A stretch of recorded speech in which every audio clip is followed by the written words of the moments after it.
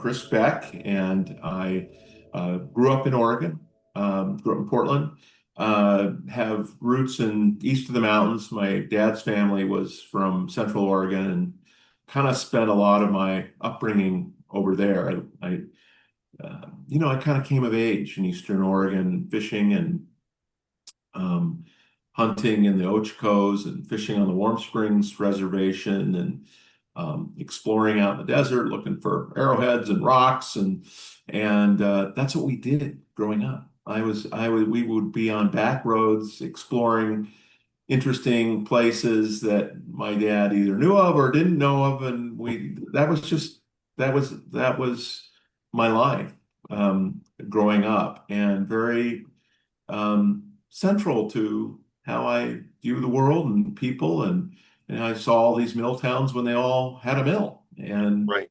Yep. most of them don't. So I have this lifelong experience of, osmosis in a way of seeing how Oregon has changed. Some for the worse, and some for the better, and some was bad and has come back. And so I have a sense of that in most parts of the state.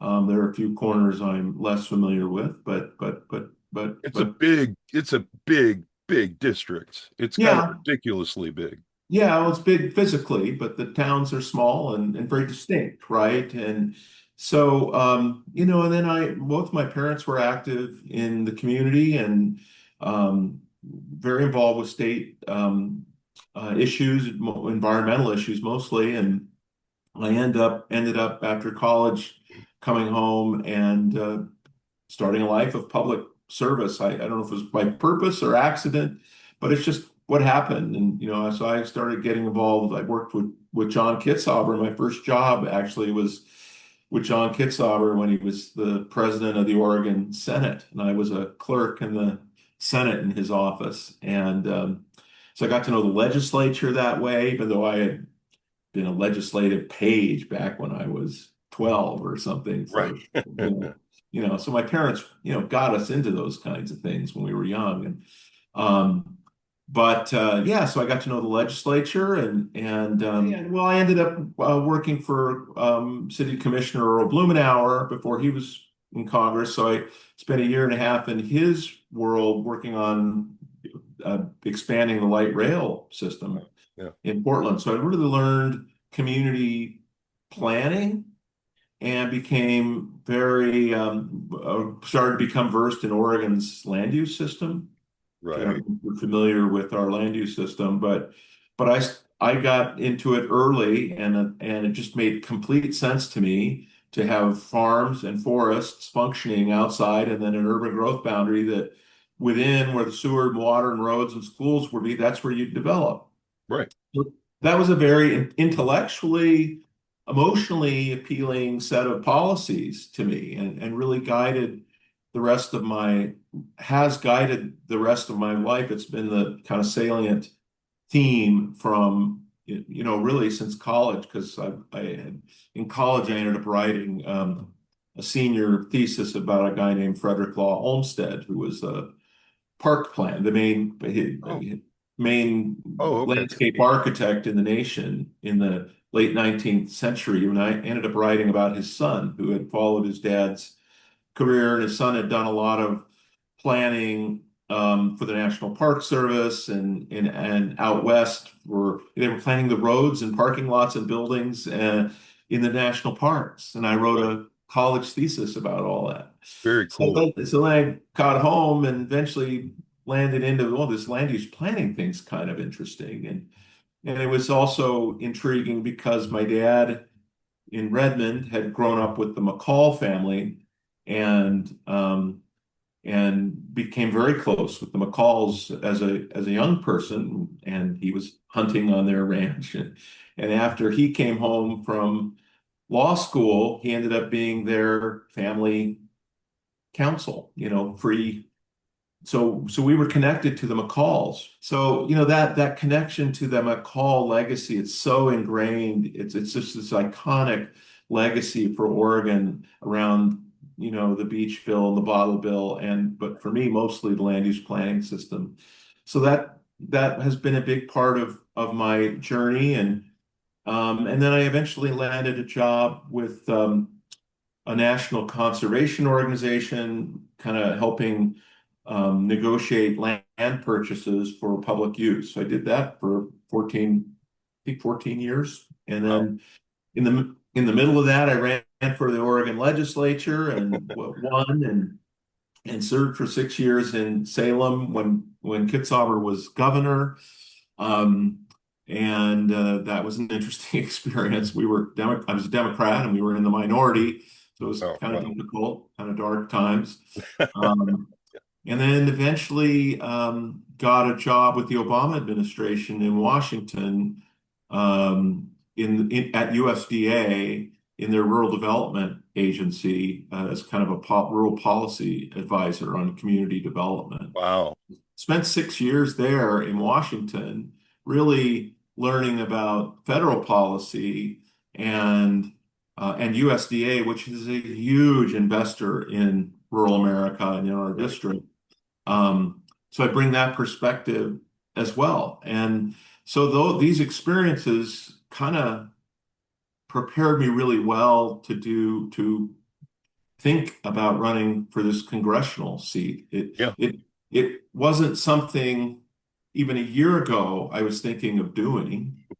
Um, and I wasn't sitting around going, "Oh, I need to run for Congress someday."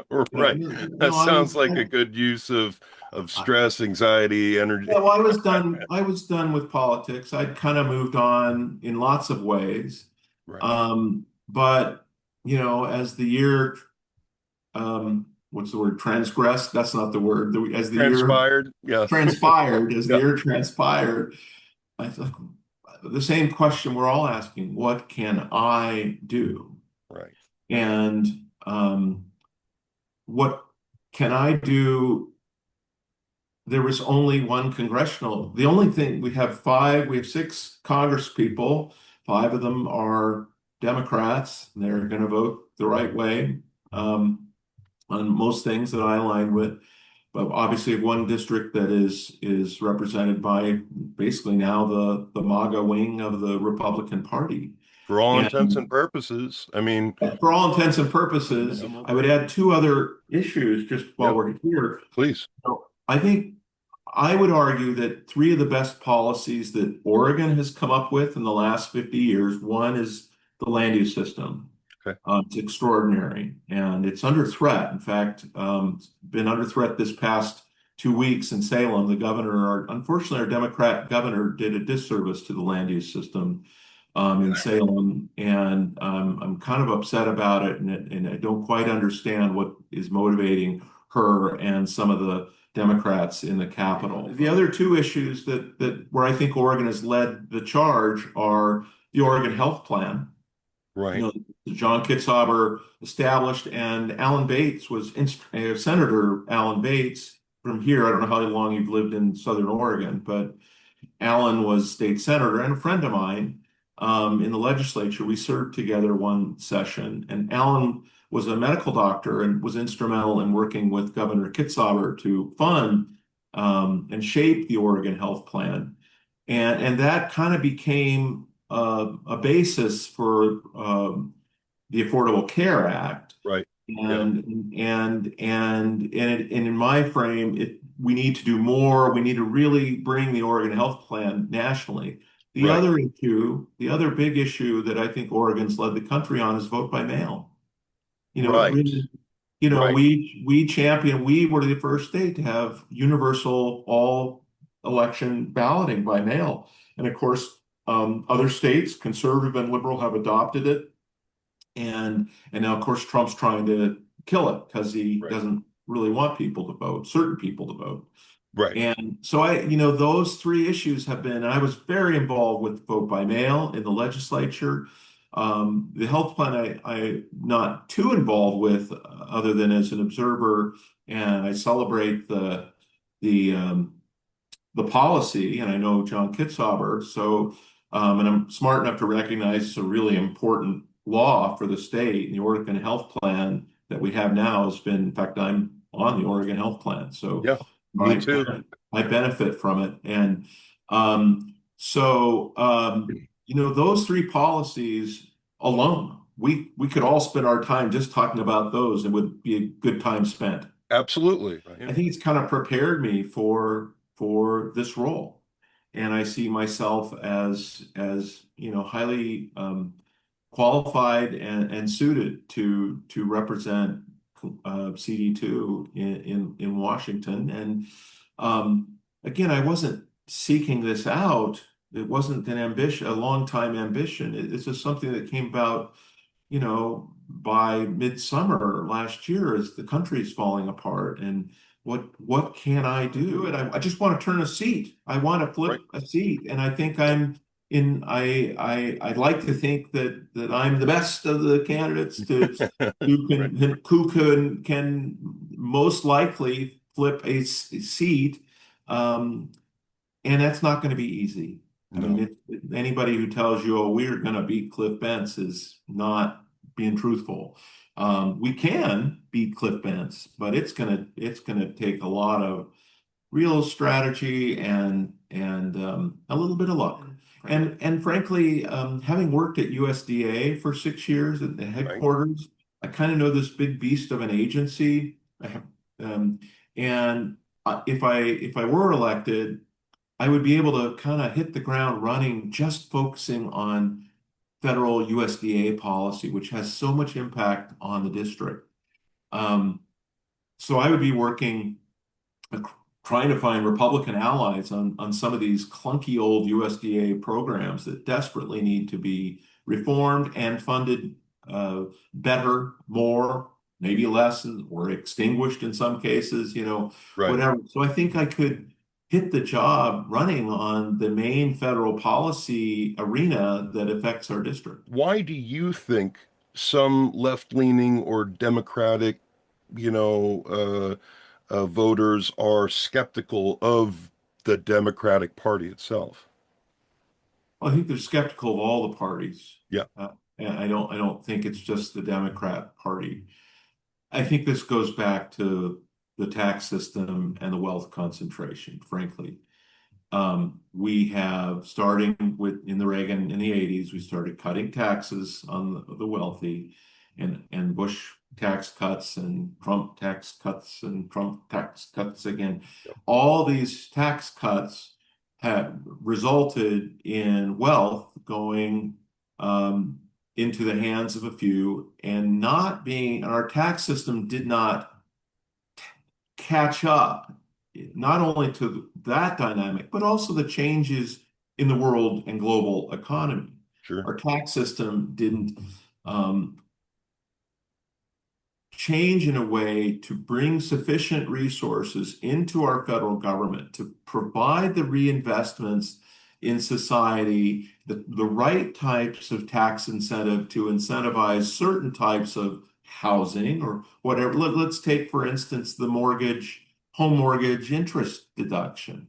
Right. Okay. Great idea, promotes home ownership if you can buy a home.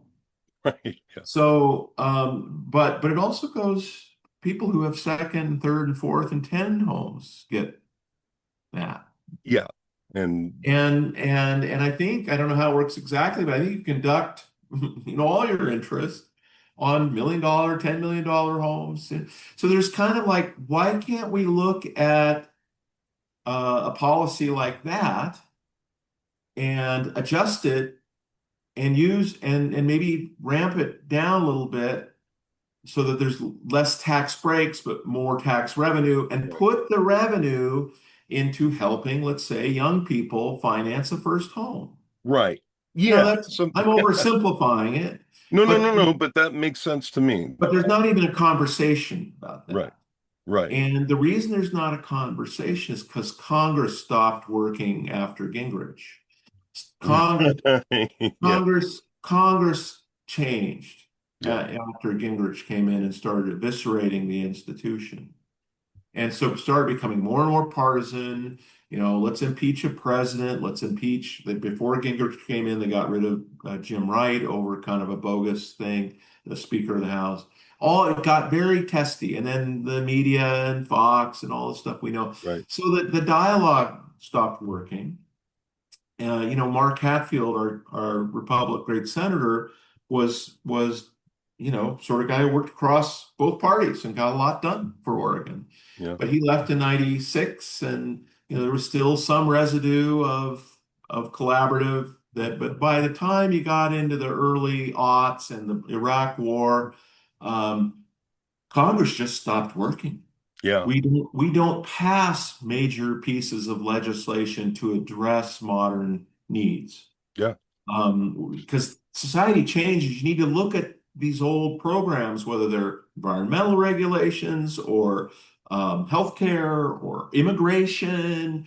We could come up with a whole list. Congress, they don't like each other. They don't talk to each other. They go home every Thursday night instead of staying and having dinner with their colleagues and their Right. wives and their wives' colleagues and husbands' colleagues. They don't interact and they don't see themselves as people anymore, and or as just kind of like we're in this together, let's make something Right. work. It's not that collaborative spirit in Congress.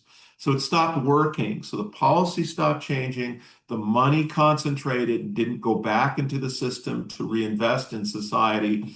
And lo and behold, the money sits in the hands of most of the money's in the hands of a very few at the top. And then there's a fair amount of money that sits in the hands of baby boomers who benefited from the stock market growth and the real estate growth over the Right. last two generations. That Yeah. doesn't leave much for young people. The opportunities aren't there for them. And both parties, and our nation has failed young people. And so I totally understand why they're not involved. I don't necessarily have a silver bullet No, but solution to but get I'm them I'm glad involved.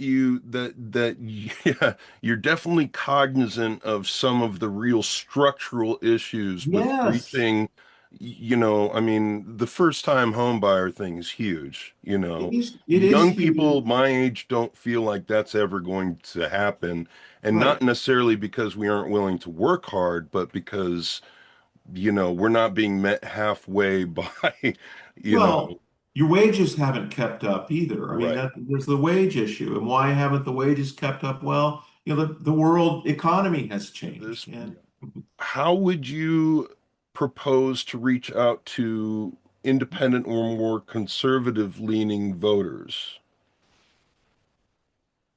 well, I just, it is my view we are not as divided as what we read about every day in the Yep. media. Yes, there are divisions. There are some profound disagreements on a bunch of issues.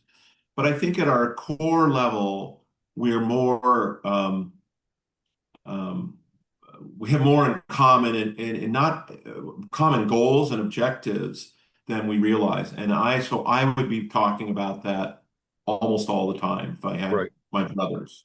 If that's got one thing to talk about, probably all election it would be that.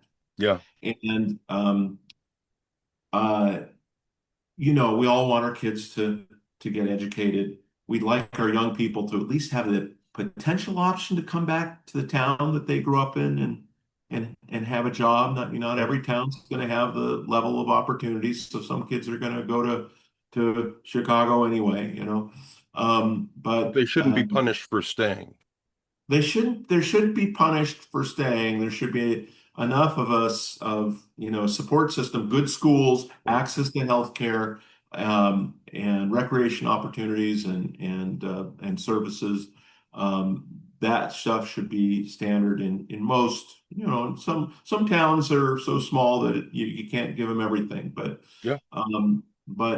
no, there's no reason that people should be forced or feel that there's just no way they can come home. Right. Um, so there's that, and I think most people want a compassionate immigration policy, for Right. instance. No one, most of us don't think the border should be wide open and open for, we should be processing people. We should be compassionate about the people who've been here a long time and have been proven themselves well and hardworking and good citizens. Yeah. And, we should fix all that. And that's an issue that has been divided mostly by the Republican MAGA Right. um, crowd. but I think ultimately when you get talk to real people versus the politicians who are supported by the interest groups, you find, yeah, we could sit down at the table and come halfway on. Whoops, I got a call here. Come halfway on just about everything. Mm, And so I don't know if you looked at my website at all, but I have the Sasquatch is my icon because I right. think everyone loves Sasquatch and Yeah. and Sasquatch is a symbol of Yeah. hey, we there are things we like together. I think everyone. Transcends politics and It and does. and It any does. of So that stuff. It is. the Blazers are the Blazers is the same thing. If I could use the Blazers logo, I'd put that on my website. Someone told me Yeah. someone told me yesterday, a great idea, by the way. We should get the Blazers, the new owner, to change the name to the Oregon Blazers. Hmm. Why not? Why Why not? not? Why not call them the Oregon Trailblazers? I think that Right. would mean because people in District 2, they follow the Blazers, Yeah. right? Yeah. And they're interested, especially when they're winning. Right. But Yeah. Exactly. there I But think that let everybody get in on that joy, on that right, right. connectivity. Yeah, Don't we're just relegate it to, you know, this blue red stuff, rural urban, all this grievance stuff that the media fosters and people get revved up about. But when you really sit down, we have a lot more in common. So that is what I will if I win the primary. That is where that'll be the central feature of my campaign. under what circumstances would you accept corporate or PAC money? Yeah, I didn't know. I saw that. I don't even think about it, frankly. It's not a problem. Not I right now. don't. Well, one, I don't anticipate anybody sending me that money, at least in the primary, Right. and even in the if some of that stuff rolled in, so I can then be able to hire some volunteer organizers. Right. I probably I can't imagine. I don't know. I'd have to see that. Is there some? Oh, I can't take money from them. They're Right. Right. awful. Right. Yeah, there's probably somebody, but I don't know who that would be. Be And like a case by case and basis. and it's not like any money is going to influence anything I do. I Right. mean, it's never going to be enough. So I don't think it's a hard question. No, no. Would you make your support for foreign aid, and you could parse that term in a couple different ways if you want, contingent on that given nation's adherence to human rights and international law? Again, that's a loaded question I agree. um, It's almost a trick question, right? oh no, Because I don't it's know, posed maybe. in a very two-dimensional way, Yeah, but yeah, yeah, no, but look, we support foreign aid to some horrible places because the foreign aid is going to help people who need help. right, And if they're an autocrat or whatever, but and human rights violator, but the aid that's being considered is food aid or the stuff the USAID used to right, fosters. So I would be very careful about a rigid line on anything. I'd have to see, what the country was and where the aid was right. going and what were their latest human rights violations. So I need more. Sure, sure. I don't really have a strong answer No, on no, that. no, that's okay. What about military aid? Again, it depends. I'm not too That's not necessarily your wheelhouse or where you spend most well, of your I time. just haven't thought about it, Fair frankly. enough. Fair And enough. and Yeah. because it's easy to go, we shouldn't be giving weapons to anybody. Well, that's not true. Right, Um, right. and we could get into the Iran war. I'd rather not. And but it's yeah, no, I think it depends on the, I mean, shit, I think we should be loading up Ukraine with all kinds of military aid, Yeah. frankly. And I think it was a mistake of the Obama administration or Biden administration not to go all in. I'm a Yeah. hawk. I would have been a hawk in Ukraine. Uh, Would you talk to me a little bit about AI, how it relates to the workforce first, and then we'll table the resource intensity. Um, as an example of something I hope to talk about in the campaign, everyone says, oh, AI is going to take everybody's jobs. Well, okay, if that's true, then let's find the jobs it's not going to take. Right. And maybe Uncle Sam via FDR, the ghost of FDR, comes Right. around and we had done a lot of damage to our ecosystem Right. over not just in Oregon, but everywhere. Yeah. Um, and we've over harvested, we've not treated the streams very well.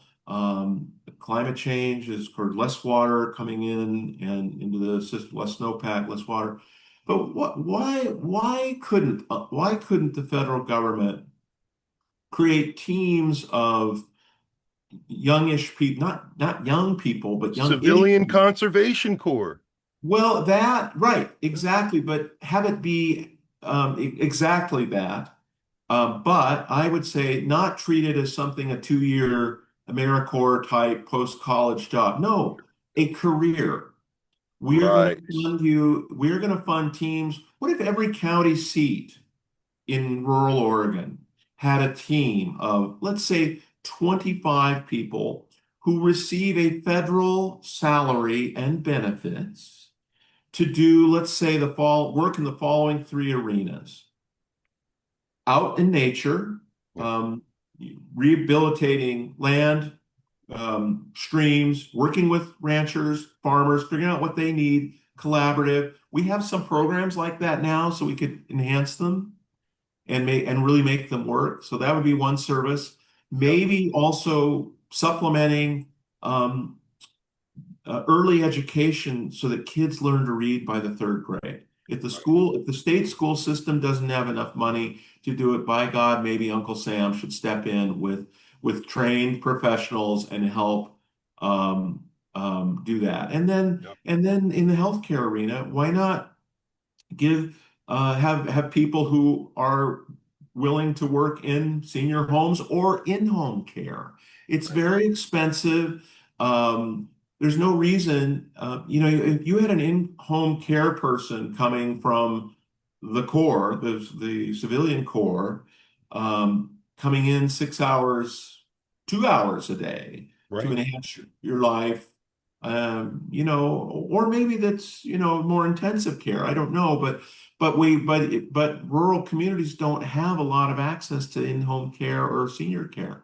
So why, you know, oh, Chris, that would cost a lot of money. Yeah, it would cost a lot of money, but those people would have jobs. Right. They'd pay taxes back into the system. They'd Right. buy homes maybe, or they'd rent apartments. They'd buy food. They'd be in the school system with their kids. If it was a stable job, they might actually choose to move there. Right. Um, and I don't know how much money we laid off, what, 100, 200,000? How many people has Trump gotten rid of? Um, I don't think my program would maybe it would replace all Who those knows? Yeah. people, but they'd be, post college to 45-year-old people in Right. every rural community working on these sorts of things. We all use our phones. We're all benefiting from AI. I think there will be many good things that come out of it, and genie's out of the bottle. We're not going to stop it. Right. So then I think there needs to be, where should these data centers go, and should we be giving these extraordinary local tax breaks to site these things? And that's where and the water. So, Right. if you're in a dry area and there's not a lot of water and these things need a lot of water, I'm not sure that would be where they should be sited. They like being on the dams that the federal government, thanks to FDR and later Right. built Yeah. for us, giving us cheap power. But if their being along our dams causes our power rates, our electricity rates to go up, that's not right. No. And we get tax breaks to build the building there. So that there's so many things about how these facilities are getting cited that is not right. And Right. then the people who own them are multi billionaires, and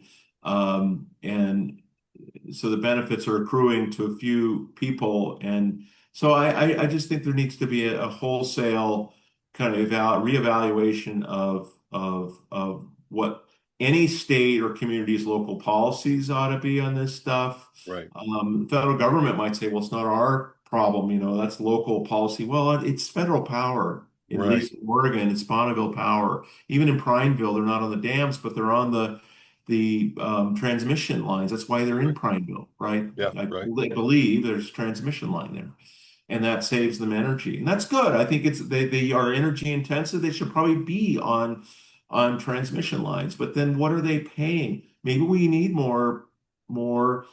Maybe they should be financing all the solar fields so Why that not? and maybe they should be paying for the utilities that are losing money on the fires because transmission lines go through the fires and then everyone sues the utility company that Right. then passes their problems on to ratepayers. Maybe the AI companies should be paying more. All this in the end, we're all in this stuff together. Again, back to the family dynasties. They have deeply interested in not having a functional Congress that would address these inequities. So they do in all kinds of ways. They manipulate the media and fund the political system. They got the Supreme Court to make it easier for them to run the political system. And so these families and their companies are deeply vested in having a dysfunctional, non-problem solving Congress that might occasionally look at adjusting the tax system. They Yeah. don't want that, and that's where the puppet strings are, in my Yeah. opinion.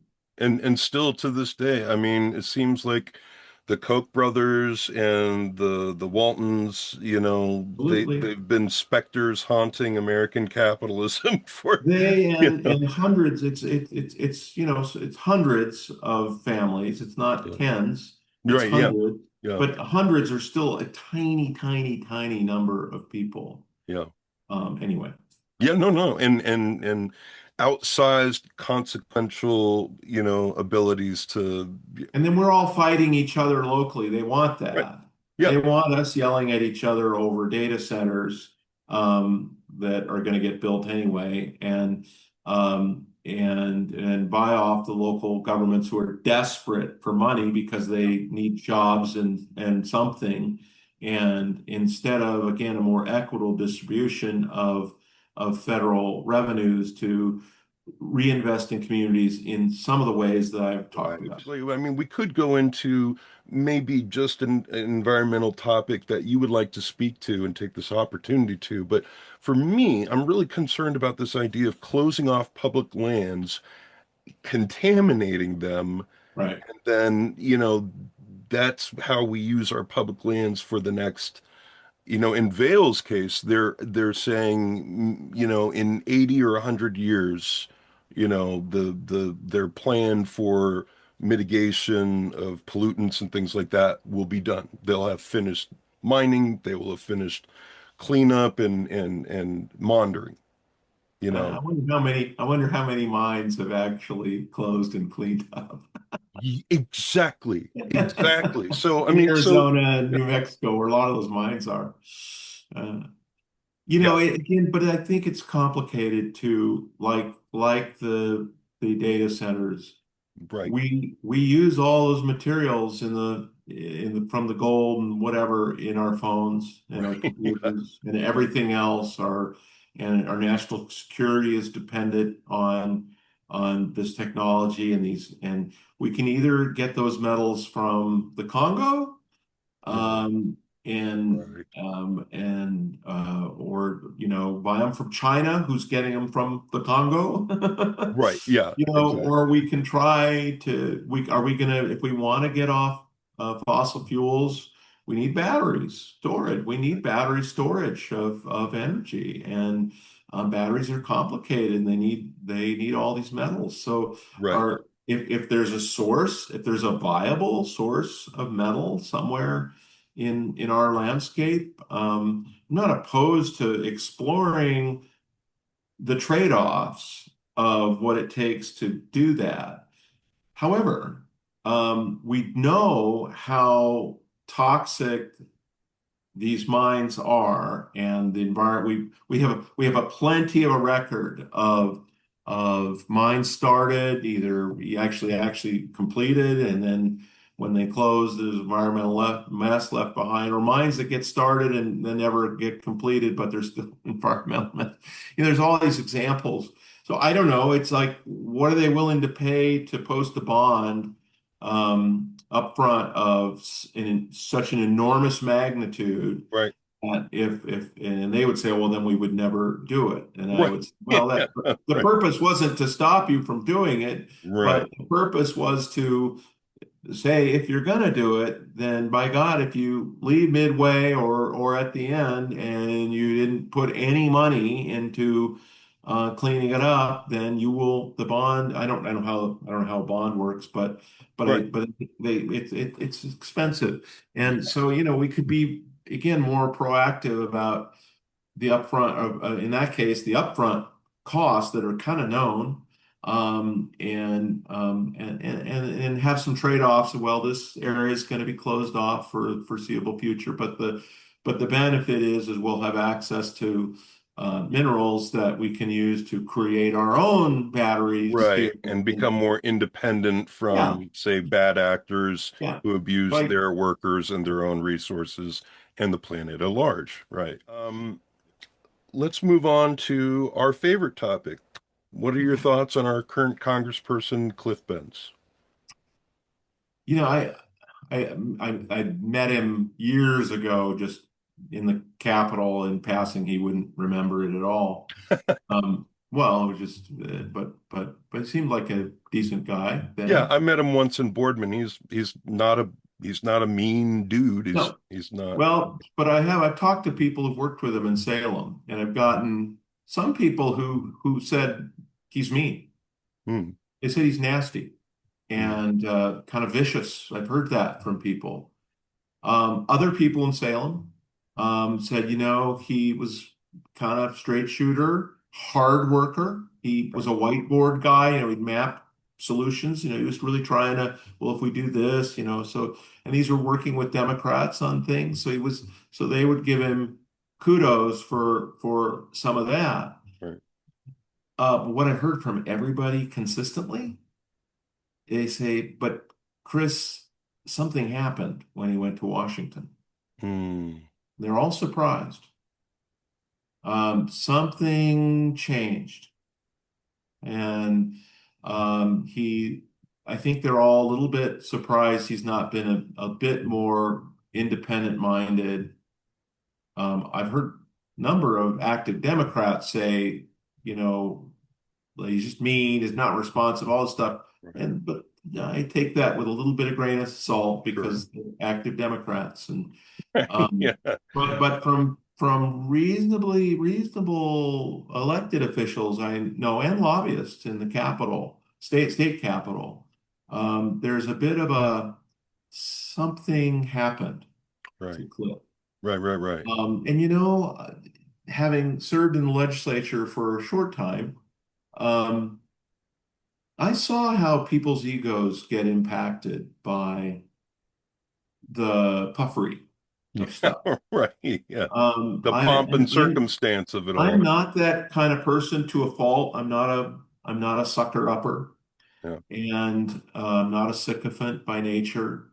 Um, we all are susceptible to people telling us nice things, so none of us are immune to that.